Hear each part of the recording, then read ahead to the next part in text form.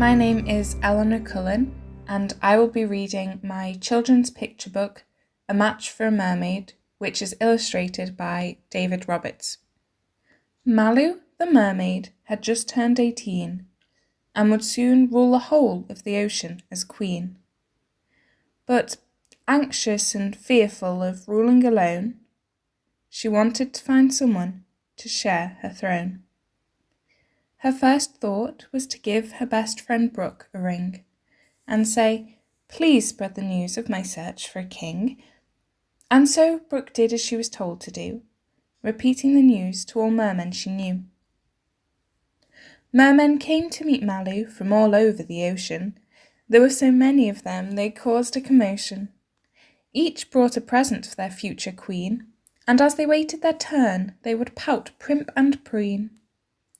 Malu called up the first, with his stylish new haircut. "Hello, Princess Malu, I am Baron Turbot." He waited before her, and so did the crowd. They waited and waited till she spoke aloud. "Thank you for coming and for the gift too, but your hair is too short, so I can't marry you." The whole line of mermen heard what she had said, and one by one started to check their own head.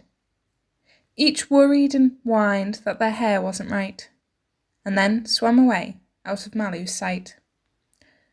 "Brooke," said the princess, "once more please your aid. Bring me a king who has hair I can braid." And so Brooke did as she was told to do, repeating the wish to all merfolk she knew. Next day brought new mermen, with hair down their back, and again each one carried a gift or knick-knack. But waiting in line, they were messing about, so loud and unruly they started to shout. Malu called up the first man, his voice deep and low. "Hello there, princess, I'm Captain Nemo." He waited before her, and so did the crowd. They waited and waited till she spoke aloud. "Thank you for coming and for the gift too, but your voice is too gruff, so I can't marry you." All of the mermen had heard this rebuff, and one by one checked if their voices were gruff. Each grumbled and groused that their voice wasn't right, then swam away quickly out of Malu's sight. "Brooke," said the princess, "I'm almost heartbroken. Please bring me men who are kind and soft-spoken." So again, Brooke did as she was told to do, repeating the wish to all creatures she knew. Next day brought fresh mermen, with voices quite mild. There were less of them now, so they all laughed and smiled. As they waited in line, they murmured together, each voice as hushed as a floating white feather. The first was so quiet, Brooke spoke up instead. "For you, Princess Malu, this is Duke Turtlehead." He snorted and giggled, then so did the crowd. And they waited and waited till she spoke aloud. "Thank you for coming and for the gift too, but you laugh with a snort, so I can't marry you." The other mermen had all heard her complain, and they couldn't believe she was moaning again. It seemed like she'd always find something not right, so they all swam away out of Malu's sight. "Oh, Brooke," sighed the princess, "I made them all sad.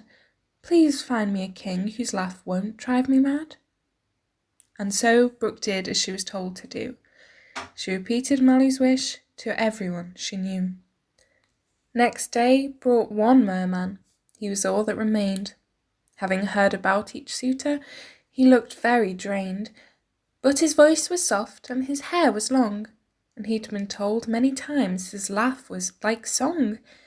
Everyone knew that he was a good catch, and said that this would be an excellent match.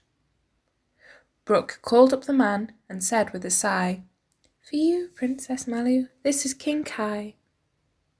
So he waited before her, and so did the crowd.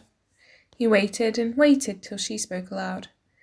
She said, "Thank you for coming and for the gift too, but your face is too rough, so I can't marry you." And so Kai swam off, clearly in despair, as Malu turned to Brooke, the last person there. Now what do I do?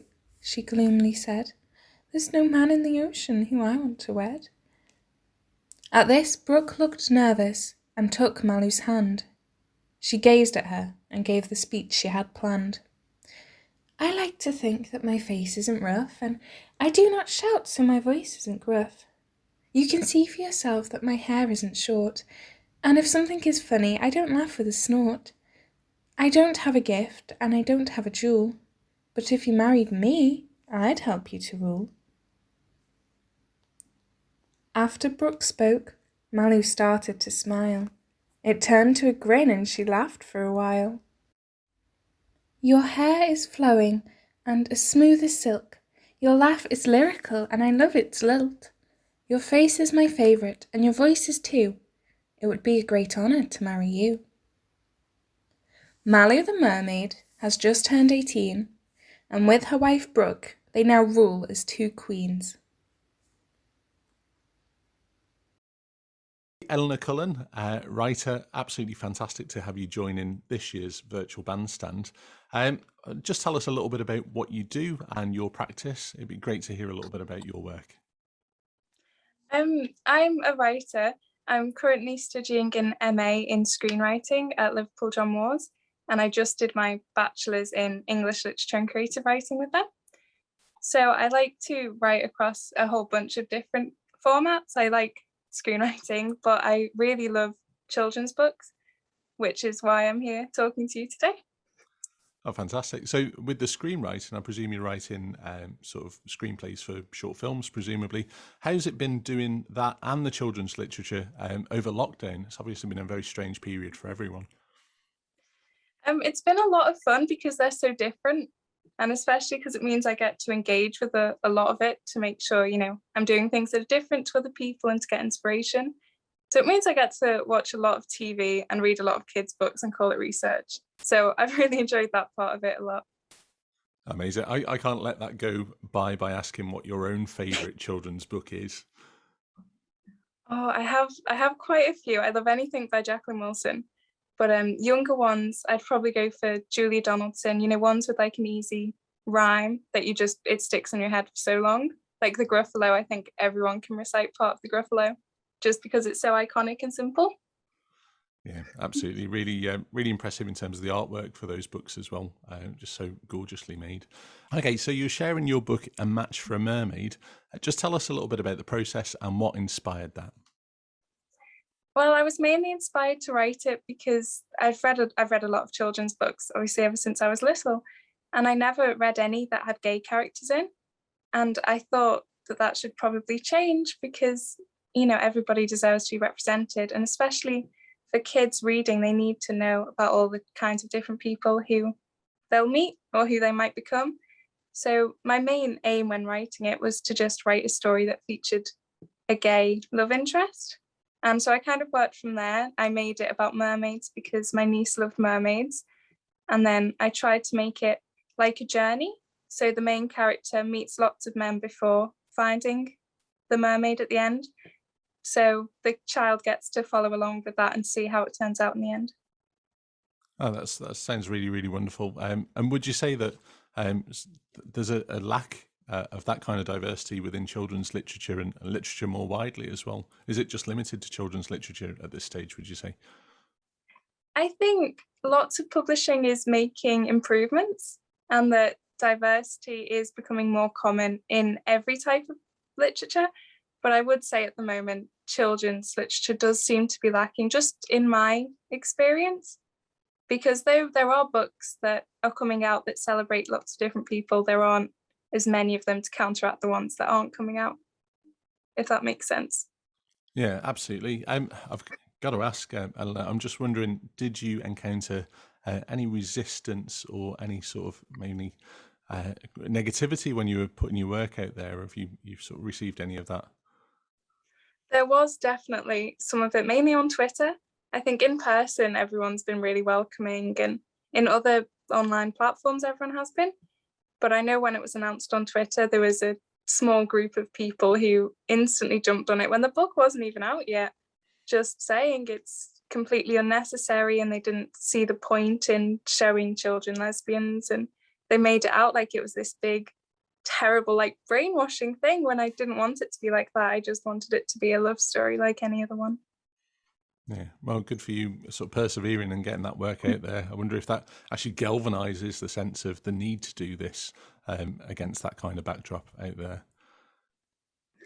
Oh, thank you. I do hope so, to try and counteract the people with such negative views. It kind of shows why it's needed. Yeah, absolutely. What are your future plans, and what's over the horizon for yourself?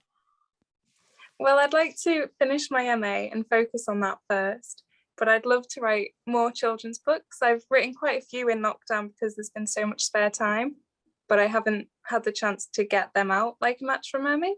So I'd love to be able to do that after my degree. And then it would be amazing to do that full time. But otherwise, I think I'd focus on screenplays again, because they're different and I like to mix things up a bit. Yeah, so variety, definitely the spice of life. Nothing wrong with that. And I could almost see this book, having read it. And I really enjoyed this piece, by the way. And of course, anyone who's tuned in now has just watched that earlier in the video.